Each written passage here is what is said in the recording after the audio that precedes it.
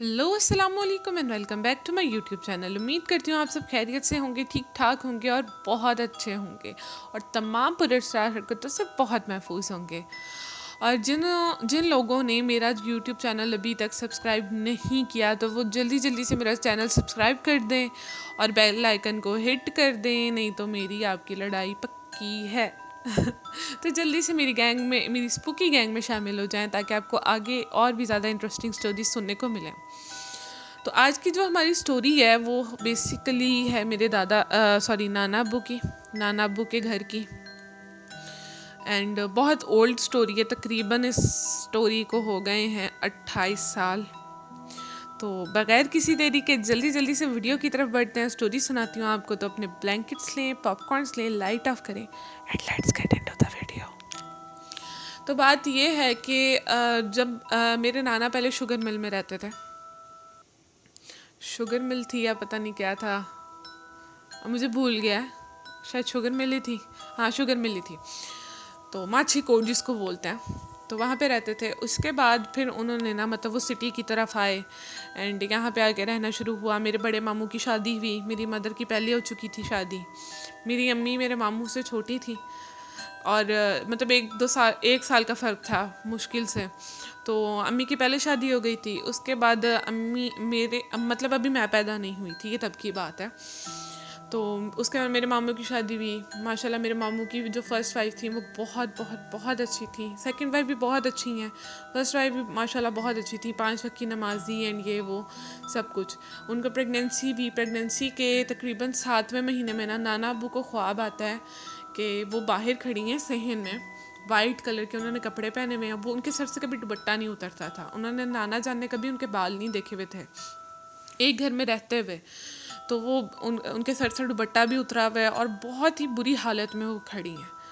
और नाना जी जाके उससे पूछते हैं बेटा क्या हो गया है। उनका नाम था शगुफ्ता। तो उनसे जाके पूछते हैं बेटा शगुफ्ता क्या हो गया है, तुम क्यों इस तरह खड़ी हो। तो वो मतलब ना पीछे मुड़ती हैं और बस कहती हैं कि अब्बू अल्लाह हाफिज़। नाना जान और नानी को वो अम्मी अब्बू की ही तरह ट्रीट करती थी और माशाल्लाह बहुत अच्छी नेचर थी उनकी। अल्लाह ताला उनको जन्नतुल फिरदौस में आला मुकाम अता करे। तो उसके मतलब जब मेरी मतलब कज़न हुई है, फिर मतलब उनकी मतलब मेरी कज़न की बर्थ हुई है, तो 2 या 3 घंटे के बाद मेरी मामी की डेथ हो गई बिकॉज़ ऑफ लॉट, क्योंकि घर में करवाई थी डिलीवरी और उनका ब्लड बहुत ज़्यादा जा चुका था। तो ये सब कुछ हो गया। उसके बाद मतलब 2 साल बाद मेरे मामू ने दोबारा शादी कर ली, क्योंकि सब ने उनको इसरार किया कि बच्ची है, अकेले कैसे संभालोगे पूरी ज़िंदगी, ये वो। फिर उन्होंने दूसरी शादी कर ली। माशाल्लाह दूसरी मामी भी मेरी बहुत अच्छी हैं, बहुत नाइस नेचर की हैं, बहुत ही करती हैं, मतलब अच्छी हैं, सभी अच्छे हैं, बहुत अच्छी नेचर की हैं। तो जब वो मतलब आई मतलब फ़ौरन ही उनको भी प्रेगनेंसी हो गई, तो थोड़ी सी ना उनकी तवज्जो जो मेरी पहली कज़न थी उनसे हट गई, थोड़ी सी मतलब हट जाती है ऑब्वियसली, उनकी पहली प्रेगनेंसी थी तो थोड़ी बहुत उनकी तवज्जो हट गई। तो ये ना बहुत रोती थी, बहुत ज़्यादा रोती थी। तो उसके बाद ना नाना जान की भी डेथ हो गई। फिर इन्होंने क्या किया कि ना मतलब जो मेरी कज़न थी जिनकी मदर की डेथ हो गई थी, तो वो सीढ़ियों की तरफ देखती थी और बहुत हंसती थी। वो खुद ही ये बातें सुनाती हैं कि मैं बहुत हंसती थी, मुझे सब बताते थे कि तुम सीढ़ियों की तरफ देख के खेलती थी। और उसके बाद तकरीबन जब मेरी नानों की डेथ हो गई तो मेरे घर में मतलब मेरी खालाएँ बहुत छोटी थी, बाकी खाला और बाकी मामू मेरे बहुत छोटे थे। तो अम्मी उनको संभालने के लिए इधर मतलब अपने मायके आ गई, शिफ्ट हो गई यहाँ पे। बाबा भी उनके साथ आ गए, क्योंकि बाबा को भी पता था कि वो बाकी बच्चे छोटे हैं। तो और दूसरी जो मतलब मामी आई थी उनकी भी प्रेगनेंसी थी, या शायद हाँ उनकी प्रेगनेंसी थी। तब तक मैं पैदा हो चुकी थी और उनकी अभी प्रेगनेंसी थी, तो मतलब वो इतना सब कुछ इकट्ठे हैंडल नहीं कर सकती थी। तो अम्मी आ गई साथ संभालने के लिए, सबको देखभाल करने के लिए। तो एक दफ़ा ना मतलब अम्मी अपने रूम की सफाई कर रही थी, तो अम्मी ने ना मतलब उस कज़न को भेजा कि ना जाके वो ना सीढ़ियों से ना कपड़ा लेके आओ डस्टिंग वाला। वो गई है, 10 मिनट गुजर गए, 15 मिनट गुजर गए, वो वापस ही नहीं आई। अम्मी उनको देखने आई है तो सीढ़ियों पे जमी भी खड़ी थी और फिर वो अपना पॉइंट ऑफ व्यू ये बताती हैं कि वहाँ पे एक औरत सीढ़ियों की तरफ जा रही थी। जब मैंने कपड़ा उठा के उनकी तरफ देखा तो वो रुक गई, और जैसे वो रुक गई मैं वहाँ पे मेरे पैर बिल्कुल जम गए, मैं मुझसे नहीं हिला गया। जबकि वो तकरीबन चार साल की होंगी उस टाइम तक, मैं अभी पैदा ही हुई थी और वो 4 साल की थी। तो जैसे ही अम्मी आई है ना, अम्मी ने उनके हाव भाव से पहचान लिया कि इन्हें ना कोई मसला हुआ है, कोई चीज़ से सहम गई हैं। अम्मी ने खैर उनको पकड़ा, अम्मी ने कहा क्या है, क्यों डर गई हो, क्या हुआ है, क्या मसला? कहते वो देखो आंटी। अम्मी ने पीछे देखा, सीढ़ियों में कोई भी नहीं, और ये भी ना एकदम से परेशान होगी क्योंकि वो चीज़ तब तक जा चुकी थी।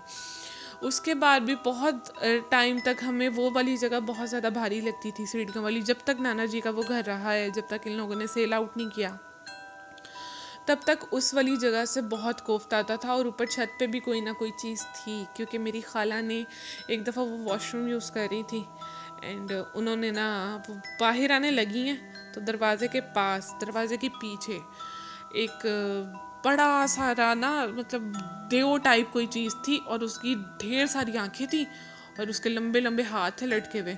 तो ये तो एकदम से भागी है नीचे, नीचे को इन्होंने दौड़ लगाई है। और उसके बाद फिर एक दफ़ा मतलब ये लोग, मेरी खालाएँ सारी ऊपर सोई हुई थी, मेरी वो जो कज़न थी वो भी ऊपर सोई हुई थी। तो आधी रात के टाइम ना मेरी जो सबसे छोटी खाला है उनकी एकदम से आँख खुली है, तो वो ऊपर आसमान में देखती हैं कि ना एक टेंट जैसा ना कुछ कपड़ा टाइप लहरा रहा है एक ही जगह पे खड़ा होकर, मतलब एक चीज़ है वो उड़ जाए, फॉर एग्जाम्पल अगर कपड़ा है या कोई चादर है तो वो उड़ जाए, चली जाए, लेकिन नहीं, वो एक ही जगह पे खड़ा होकर ना लहरा रहा है, लहराई जा रहा है, लहराई जा रहा है, और थोड़ी देर बाद वो वहीं से गायब हो जाता है, ना आगे जाता है ना पीछे जाता है, और वो वहीं से गायब हो जाता है। खैर मेरी खाला काफ़ी डर जाती हैं, अपने मुंह पे खींची लेती हैं, आयतल कुर्सी पढ़ने लग जाती हैं, पढ़ती रहती हैं, पढ़ती रहती हैं, पढ़ती रहती हैं, और फिर ना एकदम से उन्हें नींद आ जाती है, और फिर वो सुबह उठती हैं तो उन्हें याद नहीं होता। फिर कुछ दिन बाद उनको याद आता है कि हाँ भी मैंने ऐसी कोई चीज़ देखी थी, जिसका वो जिक्र भी करती हैं अपने घर वालों से, और फिर घर वाले भी बाकी बताते हैं कि भाई हाँ हमारे साथ भी इस तरह की हरकतें हो रही थी।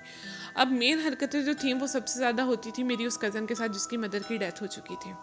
उनको लिटरली वाज़े तौर पे खून से भरे हुए हाथ दिखते थे उनकी तरफ आते हुए। आधी आधी रात को जाग जाती थी, वो डरती थी क्योंकि वो छोटी थी, 4-5 साल का बच्चा क्या हो सकता है ज़्यादा से ज़्यादा। तो उसके बाद मतलब साल बाद मेरी अम्मी भी वहाँ से शिफ्ट आउट हो गई थी, हम लोग दूसरे घर में चले गए थे क्योंकि मेरी मामी ने चिल्ला वगैरह नहा लिया था। तो हम लोग फिर शिफ्ट हो गए थे कि अब मामी संभाल सकती हैं, और हमारी दूसरी मामी भी आ गई थी तो वो संभाल सकती हैं, तो हम लोग को रहने की क्या ज़रूरत है। और जब तक मेरी खालाएँ भी बड़ी हो गई थी तो इतना ज़रूरत नहीं थी अम्मी को वहाँ पर रहने की। फिर वो जो छोटी थी ना मतलब मेरी जो कज़न थी उनको काफ़ी मतलब निगलेक्ट हुई वो एक तरह से, क्योंकि मामी के अपने बच्चे थे, और जो मेरी जो बड़ी खाला है ना, मतलब मेरी अम्मी से तो बड़ी नहीं है, एक बड़ी खाला एक छोटी खाला कह लें, जो मेरी बड़ी खाला थी उनके साथ वो बहुत अटैच थी, लेकिन उनकी भी शादी हो गई और वो सऊदीया चली गई। उसके बाद पहले वो मतलब उनका घर बहुत दूर था, उन्होंने अपनी बेटी की तरह रखा हुआ था, लेकिन ऑब्वियसली जब इंसान की अपनी शादी हो जाती है तो फिर वो अपने ससुराल में अपने घर बार में मसरूफ़ हो जाता है, और फिर वो पीछे वालों का इतना ध्यान नहीं रख सकता, स्पेशली मायके का वो इतना ध्यान नहीं रख सकता। तो इन सब कुछ में आके ज़हनी तौर पे दबाव में आके वो उनकी मतलब उन्होंने काफ़ी रातें, इस तरह बच्ची थी वो 4-5 साल की, तो काफ़ी उन्होंने रातें जाग के गुजारी कि वो रात को सोती नहीं थी, सहमी रहती थी, और उनके मतलब वो किसी से बात भी नहीं कोई ख़ास करती थी। उनको रातों को साए नज़र आते थे, चुड़ैलें नज़र आती थी, लिटरली चुड़ैलें नज़र आती थी उनको। और उनकी एक ही बहन थी, जब तक वो मतलब वो लोग उस घर से शिफ्ट नहीं हो गए, वो बहन तो उनको बार बार दिखती थी, जो उनकी दूसरी बहन थी इनसे जो छोटी थी, जो सबसे पहले मतलब मामी की बेटी थी, वो इनको बार बार नज़र आती थी, कभी वॉशरूम जाती हुई, कभी इनको छेड़ के बाहर को भागती हुई। ये जाके मम्मा मतलब मामी को शिकायत लगाती अपनी मम्मा को, तो वो कहती कि वो तो कहीं और है, वो तो फलानी जगह है, ये वहाँ जाके देखती वो वहीं पे होती, जहाँ पे इन्होंने भागते हुए देखा होता था वहाँ पे वो ना होती। जिस तरह एक दफ़ा ये वाक़या बताती हैं कि सुबह का टाइम था, तो मुझे लगा कि बच्चे सारे स्कूल चले गए हैं, तो मैंने मदरसे जाना होता था, तो मेरा थोड़ा सा टाइम लेट था मदरसे का, माशाल्लाह कुरान हाफिज़ हैं वो। तो तो और कुरान हाफिज़ की मैंने बारे में ये बात भी सुनी है, सॉरी मैं अपने मतलब स्टोरी को खुद ही कट करती रहती हूँ। तो कुरान हाफिज़ के बारे में मैंने बात सुनी है कि जो उनके ऊपर शैतानी ताकतें होती हैं ना, वो उनको कुरान पाक भुलाने के लिए नाउज़ बिल्ला बहुत ज़्यादा उन पर असरअंदाज होती हैं। और ऐसा होता है, ऐसा हकीकत है, ऐसा होता है, क्योंकि मेरे 2 कज़िन्स ने माशाल्लाह कुरान पाक हिफ्ज़ किया हुआ है और एक मेरे फूफो के बेटे ने किया हुआ है, मेरी दूसरी फूफो के बेटे ने, जिनकी मेरी डेथ हो गई है फूफो की, और एक इन्होंने किया हुआ है कुरान पाक हिफ्ज़। तो इनको तो बहुत ज़्यादा चीज़ें दिखती थी घर में, और बेशक इनका घर कीला हुआ था, लेकिन जो चीज़ें थी ना उनको पाक करके नहीं कीला गया था, उनको बाहर निकाल के नहीं कीला गया था। अब वो जो चीज़ें थी वो इसी घर में रहती थी और वो तड़पती थी और समहाउ वो इनको नुकसान पहुंचा देती फाइनेंशियली तौर पे, या बच्चों को कभी धक्का दे दिया या कभी इस तरह छोटी मतलब उसको नज़र आने लग जाता है। फिर अब इनके घर के जो सामने एक गली थी, वो गली भी बहुत भारी थी। अब बच्चे सारे उधर ना शाम के टाइम खेलते थे। तो एक दिन मेरी जो दूसरी कज़न है वो वहाँ पे खेल रही थी और उसके बाद वो घर वापस आई है, तो उसकी हरकतें काफ़ी वियर्ड, लाइक बात नहीं कर रही, अगर बात कर रही है तो बच्चों की तरह, लाइक जिस तरह 1 या 2 साल का बच्चा होता है ना उस तरह जिद करी। और तब वो थी तकरीबन 8-9 साल की, 10 साल की एटलीस्ट होगी, मेरे जितनी है वो, मुझसे कुछ महीनों का फ़र्क है, तो मुझसे मतलब 9 महीने का फ़र्क है उसका। तो बिल्कुल बच्चों की तरह ज़िद करे, नहीं मैंने नहीं ऐसे करना, जब खाने बैठे तो खाई जाए खाई जाए। पहले तो घर वालों को समझ नहीं आई कि इसको हो क्या रहा है, पहले तो उसे डांटते रहे, ये क्या कर रही हो तुम, ऐसे क्यों कर रही हो, वैसे क्यों कर रही हो। फिर मतलब ना इनको आहिस्ता आहिस्ता, क्योंकि उसका ना बिहेवियर जो था वो वायलेंट होता जा रहा था बहुत ज़्यादा, वो मारती थी, बाल खींचती थी और रोती थी, रोती रहती थी, फिर खाने पे आती थी तो खाती रहती थी। फिर वो जो मस्जिद वाले कायद साहब है, अगर आपने मेरी पहली वाली स्टोरी सुनी होगी तो आपको याद होगा कि वो मस्जिद वाले कायद साहब तब तक वो मतलब सिंदरी में इन हो चुके थे, तो इन लोगों ने उनको बुलाया और फिर कायद साहब ने बोला कि इस पे ना कोई बच्चा है वो अरबी बच्चा, ठीक है, और वो हज और उम्रे वाले दिनों में ना चला जाएगा, हज वाले दिनों में वो चला जाएगा, अभी फ़िलहाल ये इसके अंदर ही रहेगा और आप लोगों ने इसको ज़्यादा तंग नहीं करना बस, क्योंकि बच्चा अच्छा है, मतलब नेक बच्चा है, बस ये चला जाएगा। उसके बाद उन लोगों ने सबको मतलब पड़े हुए तेल दे दिए कि ये ना हो कि कहीं शरारत के तौर पे निकल के किसी और के अंदर काबिज़ हो जाए या इस तरीके से। और उसको पढ़ाई करने के लिए भी दे दी, मतलब उसको तो नहीं कि कुछ पढ़ाइयाँ दे दी कि इस पर रोज़ाना मगरिब के टाइम ये पढ़ के फूका करें, लेकिन ये नुकसान कुछ नहीं देगा, ये चला जाएगा। जब ईद उल अज़हा करीब आएगी, हज करीब आएगा तो ये चला जाएगा।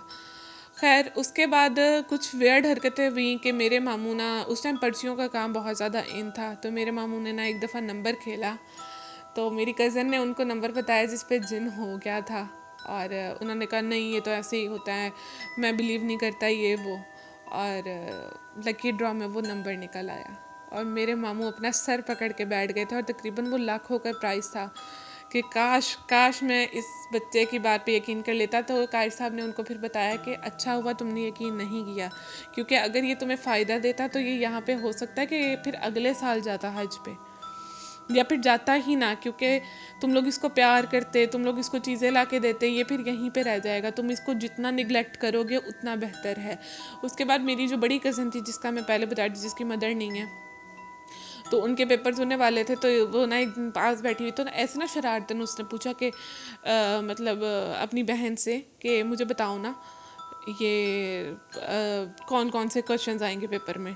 उसने ना पहले मेरी कज़न को देखा, फिर बुक की तरफ देखा, फिर ना 2-3 क्वेश्चंस पे ना निशान लगा दिए, मिड टर्म्स थे, तो ना खैर उसके बाद ना वो उन्हीं पेपर्स की तैयारी करने लगी। फिर मामू को पता लगा, तो मामू ने कहा कि नहीं तुम पूरी बुक की तैयारी करोगी, तुमने उसकी बात नहीं सुननी और तुमने ये बात उसके सामने वाज़ेह जाके बतानी है कि मैं तुम्हारी बात पे यकीन नहीं करती। लेकिन जब वो अगले दिन पेपर देने गई तो वही सेम क्वेश्चंस आए हुए थे, और मेरी कज़न फिर पिट्टे कि मैंने वो क्यों नहीं तैयारी की, मैंने ये किया, मैंने वो कर दिया। लेकिन फिर इन लोगों को समझ लग गई थी, और हज वाले दिनों में लिटरली उसकी तबीयत आहिस्ता आहिस्ता ठीक होने लग गई थी, और उसको अल्लाह ना करे वो मेरी ये स्टोरी सुन ले, उसके घर वाले उसको अभी तक नहीं बताते कि उसके साथ क्या हुआ था। उसके लिए ये है कि वो कुछ दिन वो बिल्कुल नींद में थी, उसे कुछ नहीं याद उन कुछ दिनों के बारे में या कुछ महीनों के बारे में, जितना टाइम भी उसके ऊपर वो चीज़ रही है काबिज़। फिर उसके बाद उसी घर के जो मतलब उनका बेटा था ना, छोटा बेटा, छोटे से बड़े वाला बेटा, उस पे उस घर से कोई चीज़ उस घर से पता नहीं हुई है, या वो साथ वाले ग्राउंड, एक टंकी वाला ग्राउंड था वहाँ पे, उधर से कोई चीज़ सिमड़ी है। तब तक ये लोग घर शिफ्ट कर गए। उस घर में भी वो बहुत डरता था, लेकिन जब ये लोग घर शिफ्ट कर गए, नए घर में चले गए हैं, तो उसके बाद ना उसकी आहिस्ता आहिस्ता कंडीशन बिगड़नी शुरू हो गई। मगरिब के टाइम वो घर से बाहर भागने की करता और रोता चीखता कि वो मुझे ले जाएंगे, मुझे ले जाएंगे।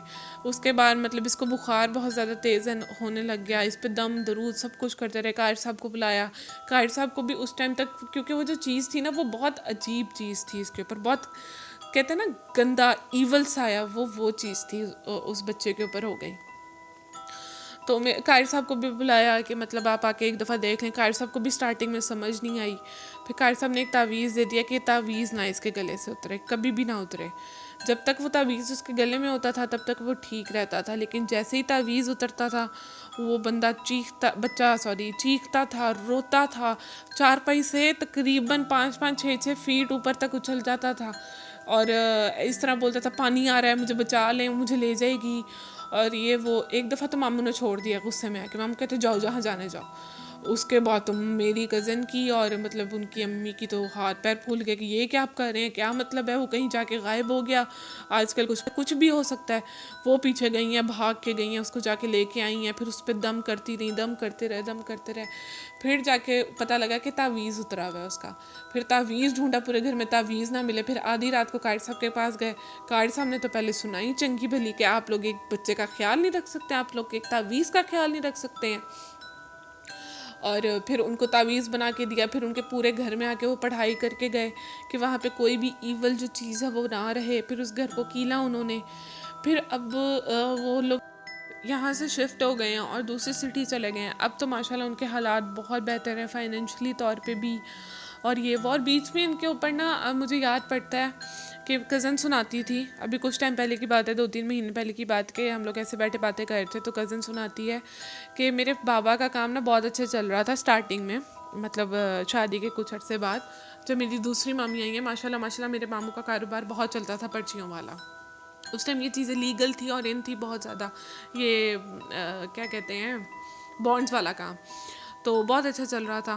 तो उनसे ना एक दोस्त ने जेलस होके, और उनमें एक और भी बंदा था जो मतलब मामू का दोस्त नहीं था लेकिन वो उसका दोस्त था, तो वो काला जादू करता था। तो उसके बारे में भी कान भर दिए कि भाई ये तो तुम्हारे बारे में ऐसे बातें करता है, वो शाह तो तुम्हारे बारे में ऐसे बात करता है।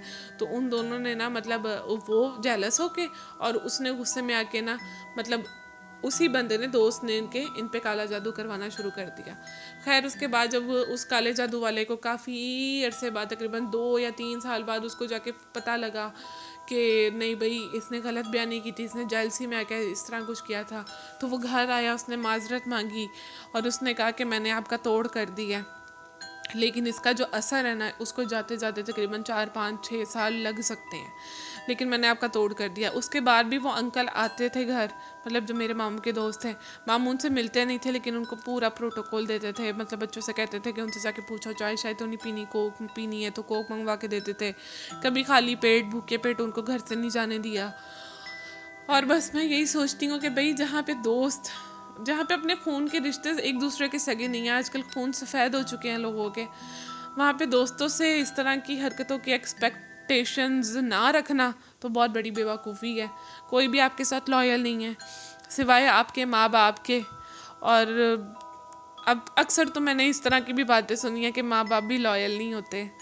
शादियों के बाद माँ बाप अपने बच्चों को काबू करने के चक्करों में उन पर भी कुछ ना कुछ करवा देते हैं। अल्लाह माफ़ करे, अल्लाह माफ़ करे। बच्चे कभी जायदादों के पीछे माँ बाप को कुछ कर देते हैं। अल्लाह माफ़ करे, अल्लाह ऐसे रिश्तों से बचाए, अल्लाह ऐसे शर से बचाए जिससे हम सबको नुकसान हो या हमारा ईमान बिगड़े। और अल्लाह सबको हिदायत दे और अल्लाह सबको नेक हिदायत पे लेके आए जहाँ पे कोई भी किसी को नुकसान ना पहुँचाए। बाकी अब वो लोग दूसरी सिटी शिफ्ट हो गए हैं, माशाल्लाह उनके हालात भी ठीक हैं, घर के हालात भी ठीक हैं, बच्चे भी सारे ठीक हैं। और सबको जो मतलब वो होता था पहले चीज़ें नज़र आती थी, अब वो नहीं आती। जैसे वो घर से शिफ्ट करके गए तो पहले हम लोग भी समझते थे ना कि कज़न को स्लीप पैरालिसिस होगा, लेकिन नहीं भाई, जैसे उसने घर शिफ्ट किया उसको ठीक हो गया। जबकि डिप्रेशन में तो वो रही हैं काफ़ी टाइम, लेकिन उनको सब कुछ ठीक हो गया। उसके बाद उनको स्लीप मतलब हम लोग इसको एक साइंटिफिक टर्म का नाम दे देते हैं, लेकिन उनको वो चीज़ थी ही नहीं। उनके ऊपर मतलब उस घर से बहुत सारी चीज़ें थी जिन्होंने उनको बहुत ज़्यादा डराया है और बहुत असरअंदाज किया उनकी मेंटल हेल्थ पे, उनकी फ़िज़िकल हेल्थ पे।